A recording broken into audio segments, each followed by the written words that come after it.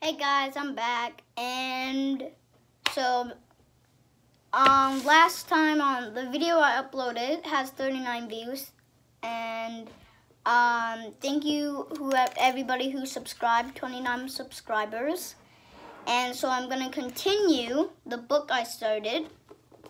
So, but make sure you go on my channel and you gotta go listen to the first one because or else you'll be so confused. Yeah, so make sure you go check out the first video. So we left off at "Come and stop this war." Burn learned down to hiss into his ear.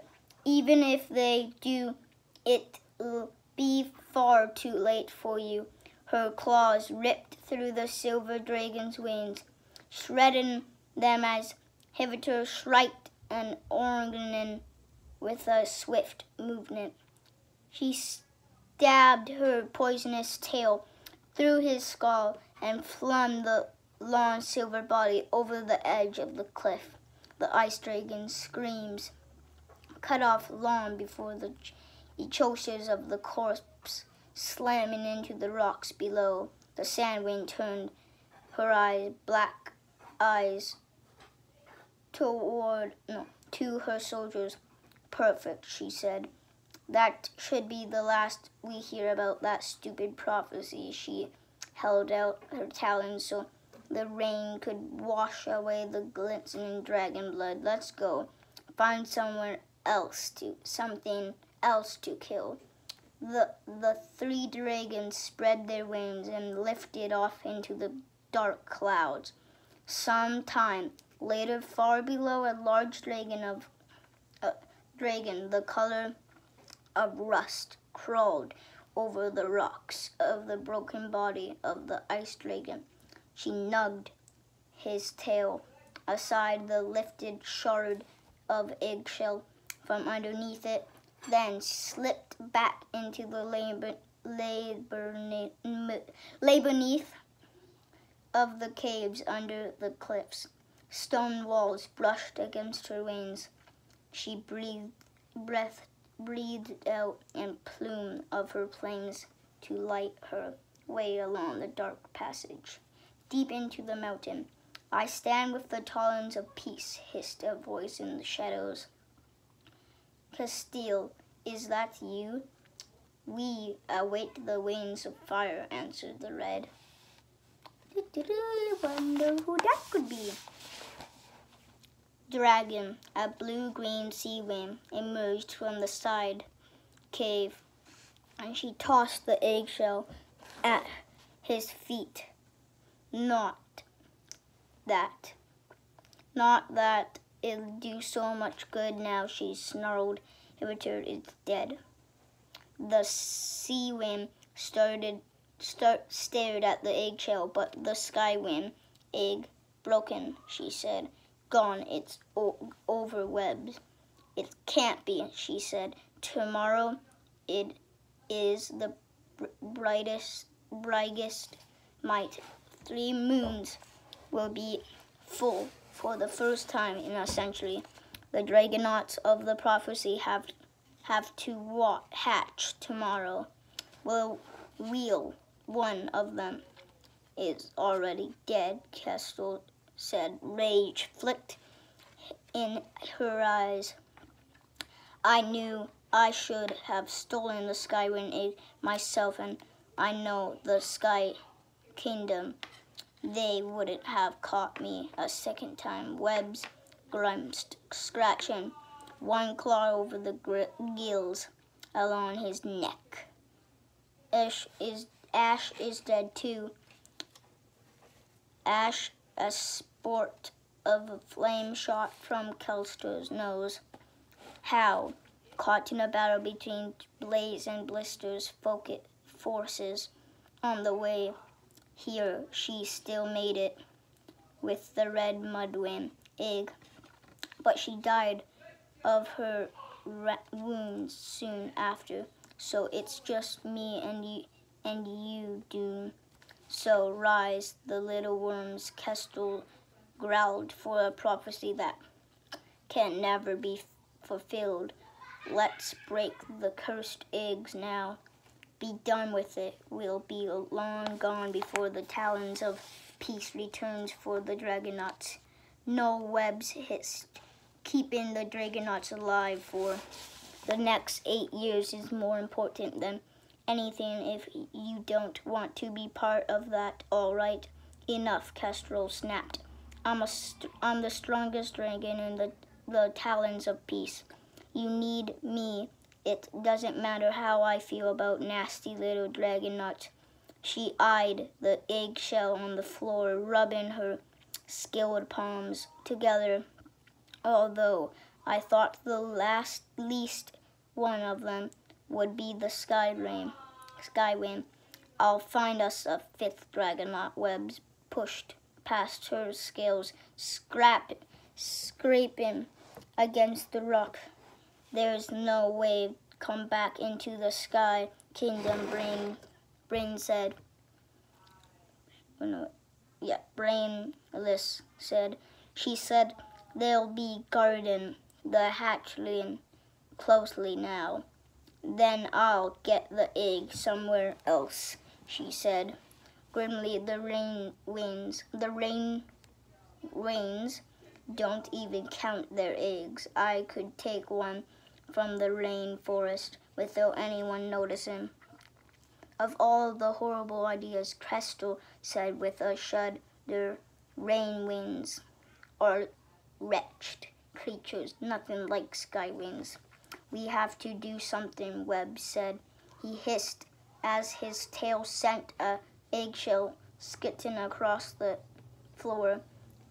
In 8 years, the talons of peace will come looking for 5 Dragonauts of prophecy. Says 5, and we're going to make it come true, whatever it takes. Now, remember, guys, subscribe, hit that bell notification, and make sure you share my channel with friends. Okay. Oh, yeah. Part 1, Under the Mountain. Okay, here, so part 1, there's like a map. So that, wait, chapter 1, 6 years later. Clay didn't think he was the right dragon for a big heroic destiny, or he wanted to be. He wanted to be a great Mudwing saver of the dragon world, gloriously and brave. He wanted to do all the wonderful things expected of him. He wanted to look at the world, figure out what was broken and fix it, but he wasn't a natural hatched hero. He had no legend or legendy Crystalis at all. He liked sleeping more than studying, and he kept losing chickens in the caves. Hunting practice because he was paying attention to his friends instead of watching for feathers. He was all right at fighting, but all right wasn't going to stop the war and save the dragon tribes. He needed to be extraordinary. He was the biggest Dragonaut, so he was supposed to be the scary tough one. The Minders wanted him to be the terrifying, dangerous.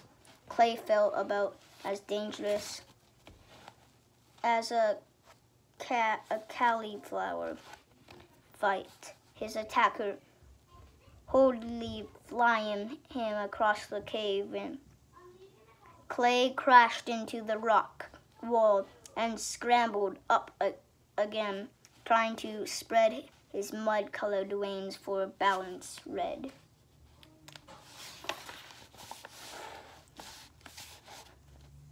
With a yelp of alarm, Clay tried to leap next Lagmite, but his wings flew too slowly, and he smacked into the side of it. Instead, sparks flew as his claws scraped down the jagged rock. He let out another yowl of pain as Crester snaked her head between the columns, seized his tail in her teeth, and yanked him out into the open. Her talons closed around his neck as he hissed. Wait. Hold on, did I already read this? Oh, no. Hissed in his ear. Where's the violent little monster I saw when you hatched? That's the dragon we need for a prophecy. Grup Clay squawked, clawing at her grip. He could feel the strange burn scars on her palms, scrapping against his scales. This was how battle training with Crester always ended, with him unannounced and then sore or limping for days after war. Fight back, he thought. Get mad, do something, but although he was the biggest of the Dragonauts, they were still a year away from being full grown, and Kestrel towered over him. He tried a summon some helpful violent rage, but all he could think was, it'll be over soon, and then I can go have some dinner. So not the most heroic train of thought. Suddenly Crester let out a roar and dropped him fire blast over Clay's head as he hit the floor with a thud. The red dragon whirled around behind her, painting the definition was the sea wind. Dragonaut, a red gold scale with caught between her sharp white teeth. The spat out and glared at their teacher. Dun, dun, dun, dun, dun. Stop picking on Clay, Thompson growled, or I'll bite you again. Her deep blue scales shimmered like a cobalt glass in the torchlight. The gills in her long neck were pulsing, like they always did when she was angry. Kestrel sat back and flipped her tail around to examine the bite mark. She bared her teeth at Thompson. Aren't you sweet protecting dragon who tried to kill you while you were still an egg? But luckily you were a big dragon. We're there to save our lives, Thompson said. And we sure appreciate it, because now we get to hear about all the time she marched around the stand between Clay and Kelsier. Clay winced. He hated hearing this story. He didn't understand it. He'd never want to hurt the other Dragonauts. So why had he attacked their eggs during hatching? Did he really have to?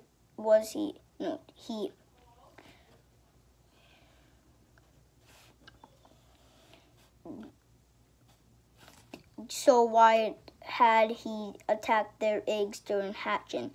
Did he really have a killer monster inside of him somewhere? The other minders, Webbs, and Dune said he'd be furious when he hatched. They'd had to throw him in the river to protect the other eggs from him, and Kelsa wanted him to find the monster and use it when he fought.